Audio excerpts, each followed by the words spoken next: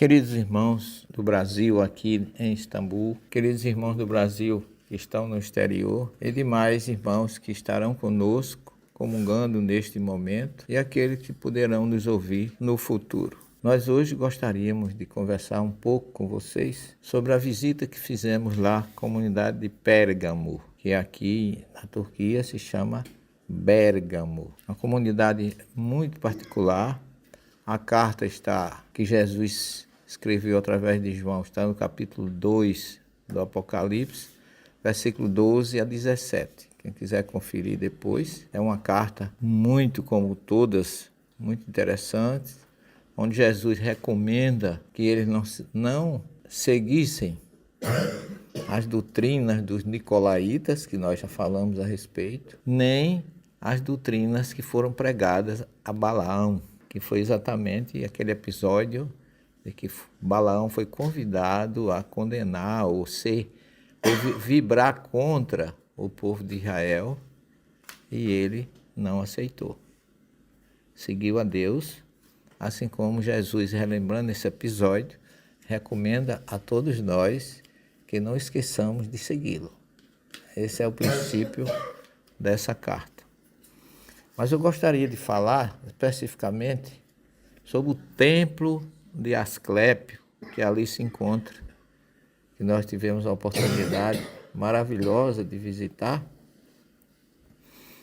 que segundo Shefka nos falou, nossa guia, falou que aqui existem 2 templos aqui que se conhece, um na Turquia, na Ásia Menor, Anatólia, que é aquele que nós visitamos. E tem mais um outro na Grécia, que é na ilha de Epidauro. Então são esses 2. E nós, coincidentemente, quem já esteve em Israel conosco, conhece também um terceiro templo de Asclépio, que está lá em Jerusalém. Hoje só tem ruínas, mas é um templo onde existia uma piscina, chamada Piscina de Betesda, que Jerusalém é dividida em 2 piscinas, a piscina espiritual e a material. Então, a espiritual é a de Siloé. Dizem os teólogos que Jesus escolheu o cego de nascença porque ele já tinha um compromisso com Jesus. Por isso que ele disse que ele não nasceu cego nem porque o pai errou, nem porque ele errou. Ele veio a serviço do Cristo. Então, por isso que essa piscina é considerada elevada ou espiritual. Mas a de Betesda é uma piscina que as pessoas chamam de herética, ou não espiritual. Porque ali existia um templo pagão ao deus Asclépio, que as pessoas iam visitar ou viviam ali pessoas com deficiências que iam buscar uma cura pagã.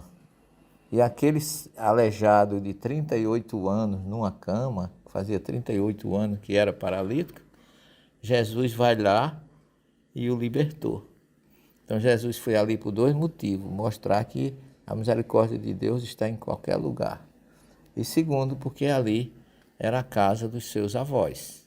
Ali de frente da piscininha de Betesda nasceu Maria, filha de Ana e de Joaquim, segundo a tradição. Então esses templos pagãos, eles sempre foram censurados do ponto de vista do monoteísmo. Por causa do seu politeísmo, o judeu não aceitava muito. Então era um templo que ele não utilizava a água deles para nada. Usava a de Siloé, que ele se lavava e subia para o templo. Ali não. Mas curiosamente o templo que foi construído em Pérgamo, que nós visitamos ontem, ele tem uma particularidade. Enquanto os outros falam-se muito de doenças físicas, aquele, vocês viram, era de doença mental. E tinha uma exigência. O corredor de entrada tinha 800 metros de comprimento, com uma legenda na entrada que dizia: aqui a morte não tem permissão de entrar. Porque eles se orgulhavam de que ali nunca morresse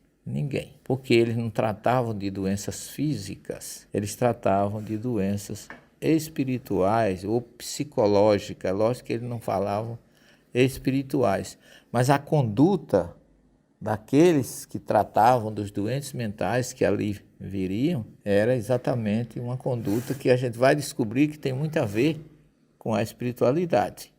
Narra-se que veio um ancião, Shefka narrou a história do deus, né, de Zeus, de Asclépio, né, que foi filho de uma traição, toda aquela mitologia grega.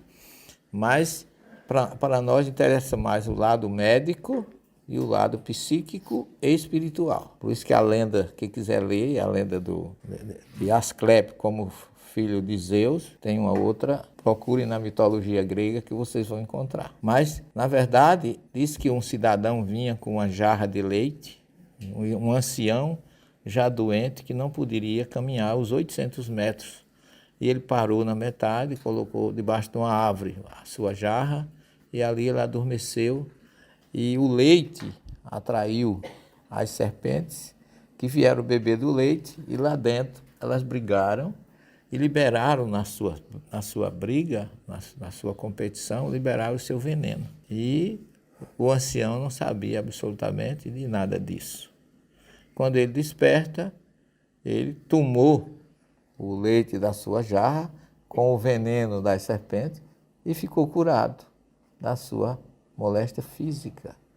E daí a gente tem na entrada, onde faz a triagem dos doentes, a gente tem ainda um pilar com a jarra, com as duas serpentes, mostrando a origem dessa história e também a origem que na mitologia grega, Asclépio, que é o deus da saúde e da cura, ele tem como símbolo uma serpente enrolada no seu bastão. Então o doente entrava ali, aí é que entra a parte curiosa, eu diria assim, importante, que nós queremos fixar para vocês. O doente chegava ali e passava para aquele primeiro ambiente, como fosse uma triagem, um diagnóstico, faziam todos os exames que eram possíveis. E aí, depois que ele provava, ele vinha caminhando, mas ainda não era suficiente que ele fosse candidato a entrar para o tratamento espiritual, psicológico. Era preciso que ele, além de caminhar, os exames sistêmicos, vamos dizer assim, o exame de sangue, o exame de outros elementos, humores do corpo, também mostrasse que a pessoa possuía um estado homeostático ou uma homeostase perfeita, tivesse equilíbrio de saúde. Aí sim ele entrava, comprovava a sua saúde física, mas tinha deficiência mental ou psíquica. E aí ele passava por uma série de tratamentos que nós vimos ontem. Tem uma biblioteca onde o doente podia ler, distrair, para se concentrar em alguma coisa e tentar se auto-equilibrar. Mas na frente tinha um teatro onde eles faziam peças, participavam da parte artística. E a gente foi vendo ontem cada um daquelas ruínas que contam, né, naturalmente, com as suas ruínas, a história daquele hospital dedicado ao deus Asclépio. E aí ele passava pelo teatro, depois ia para o tratamento de argila, que é uma coisa antiga, que ainda hoje tem gente que trabalha com esse tipo de tratamento. Gente, o que eu acho interessante é que isso era 300 anos antes do nascimento de Jesus. Já existia um hospital com esse objetivo naquele local. Primeira vez que eu conheci aquilo ali, eu fiquei encantado. Eu tenho até uma conferência que eu fiz na Associação de Medicina e Espiritismo, contando a história daquele ambiente. Então ali nasce uma fonte, ele ia para os quartos, onde ele tomava o banho, e depois ele ia entrar num túnel de 80 metros, 70 a 80 metros, e aí a água, a partir daí é chamada hidroterapia, porque ele ia entrando no túnel, caminhando, e lá em cima tinha umas janelas, e cada janela daquela ficava um sacerdote de Asclépio, chamado Asclepíades, que iam fazendo com que, à medida que o doente ia ouvindo o som da água, já ficava mais tranquilo, eles iam, de uma certa forma, fazendo um tratamento psicológico, uma análise, conversando com eles, eles caminhando naquele túnel e ficavam todos calmos. Quando eles já chegavam num estado de calma bem avançado, aí eles chegavam no telésforo, que é aquela parte circular, onde tinham camas, onde eles, relaxados, já agora eles iam dormir. E no sono, eles recebiam, através do que agora a gente entende, uma mediunidade onírica, através do sonho, qual era o tratamento para a sua doença. Quando eles despertavam, então ele dizia para o sacerdote o que tinha sonhado, e baseado no que eles traziam do seu sonho, ou seja, da sua mediunidade, ele era aplicado aquela revelação de tratamento e eles ficavam curados. Muito curioso, porque além disso a gente pode extrapolar que aquele sonho tratava-se de uma mediunidade onírica, que não é uma coisa nova, né? José se notabilizou no Egito por interpretar sonho, é uma coisa antiga que os antigos tinham como referência para entrar em contato com a espiritualidade, que na verdade ou era o sonho ou era o próprio desdobramento espiritual. A gente vê isso em Ezequiel 37, a gente vê no próprio Apocalipse, né? Quando João também, como um desdobramento, foi levado para o espaço, como diz Emmanuel, para receber, através de Jesus, o Apocalipse. Então, ali, além da mediunidade onírica, além da terapia espiritual, nós temos ainda, resumidamente, um tratamento de desobsessão. E ali, quando a gente chega, a gente sente que ainda tem pessoas precisando de tratamento. É tanto que a gente fez uma prece, até a Denise emocionou muito. A gente sente a energia do ambiente, mostrando que no meio daquela ruína tem uma história viva, que dela nós podemos tirar quantas lições de aprendizado e da necessidade. Eu vejo assim, na minha pequena ou pobre análise, eu vejo uma sequência natural do material para o espiritual, onde nós temos ali naquelas ruínas, primeira, segunda e terceira revelação. Não é curioso isso? Porque para a gente entender melhor hoje o que aconteceu ali, quem mais dá suporte para fazer uma visita daquela e conhecer todas as revelações é quem tiver um conhecimento da doutrina espírita, de mediunidade, desobsessão, tratamento espiritual, porque é realmente algo que nem parece que no meio de tantas ruínas a gente encontra tantas informações que vêm ratificar a maravilha que é o espiritismo como doutrina de lógica, razão e bom senso.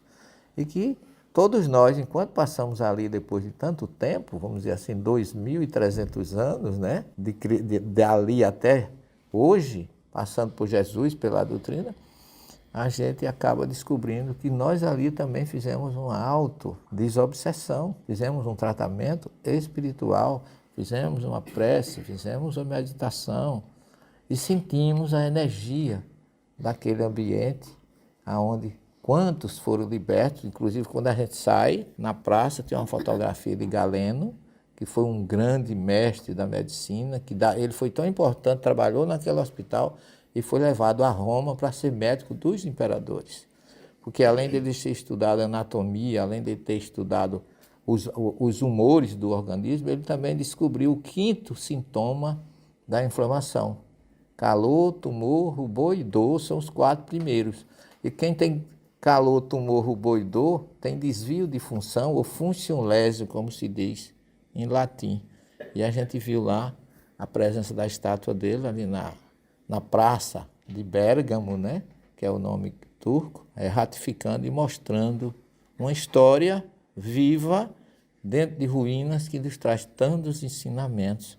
Mas eu acho que muito poucos que passam por ali como turista acabam descobrindo aquele ponto espiritual tão importante na vida de qualquer um de nós. Que Jesus possa continuar conosco, abençoando a cada um de nós pela felicidade de ter tido mais essa oportunidade de aprendizado. Uma boa noite a todos, Jesus conosco sempre.